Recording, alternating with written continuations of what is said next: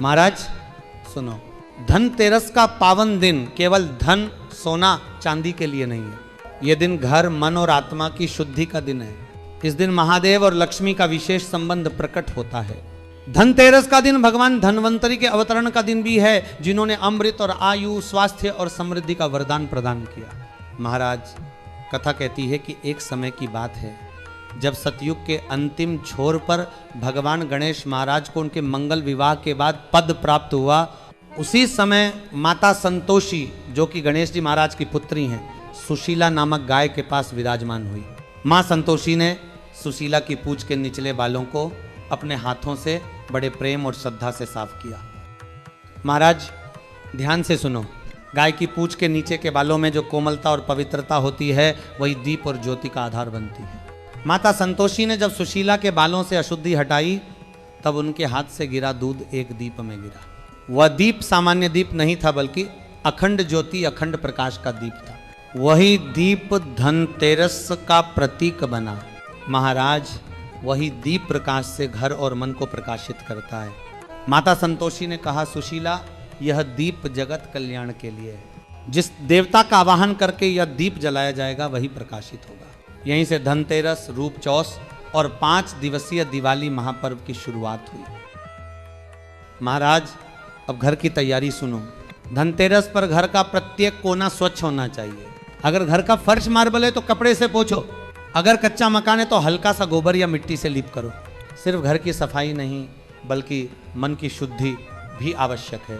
लोभ, अहंकार, वासना, तृष्णा और आलस्य को अपने भीतर से निकालो।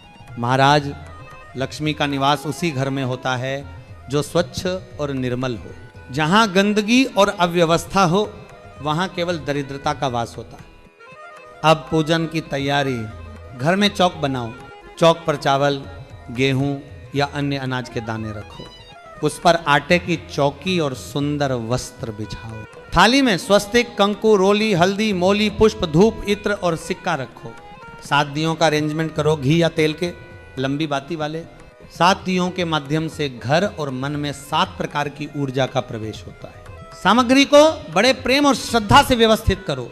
महाराज, ये तैयारी केवल भौतिक नहीं, बल्कि आध्यात्मिक रूप से घर को पवित्र बनाने का विधान है। अब महाराज, माता लक्ष्मी का स्मरण। कुबेरेश्वर महादेव, भगवान शिव, नारायण, दामोदर और गणेश जी का स्मरण करो। दोनों हाथों से कंकु, रोली, हल्दी और मोली सिक्के पर रखो। 7 दियों को जलाकर भोग अर्पित करो। आरती करो, लेकिन याद रहे, आरती केवल भगवान के लिए है, इसे लेने की मनोदशा नहीं। मन में श्रद्धा, प्रेम और भक्ति से कहो, माँ लक्ष्मी, मैं आपका स्वागत करता हूँ। हमारे घर में निवास करें, सुख, समृद्धि और धन की वर्षा करें। हमारे भीतर के पाप, दोष, लोभ, अहंकार और तृष्णा को दूर करें।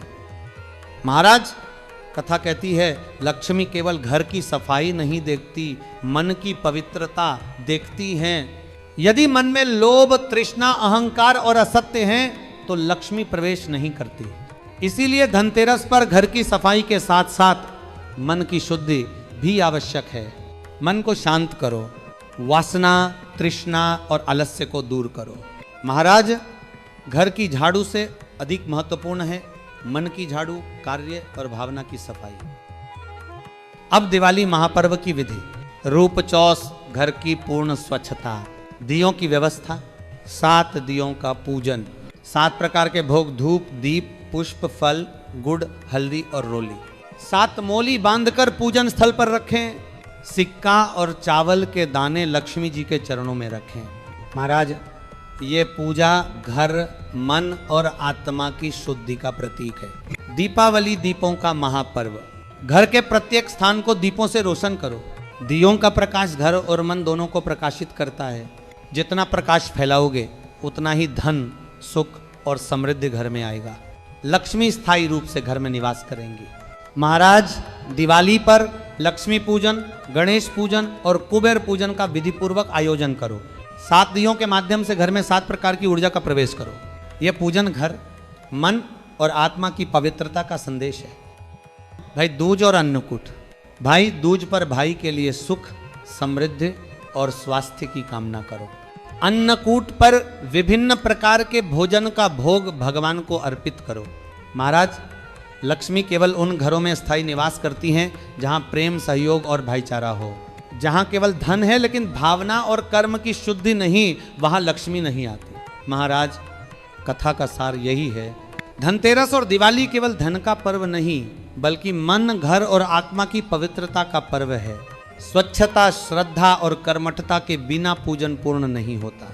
जितना घर और मन स्वच्छ होगा उतना ही माता लक्ष्मी स्थायी रूप से निवास करेंगी। महाराज, इस कथा का अंतिम संदेश घर की सफाई के साथ साथ मन की शुद्धि भी आवश्यक है। काम, लोभ, आसक्ति, अहंकार और तृष्णा को दूर करो।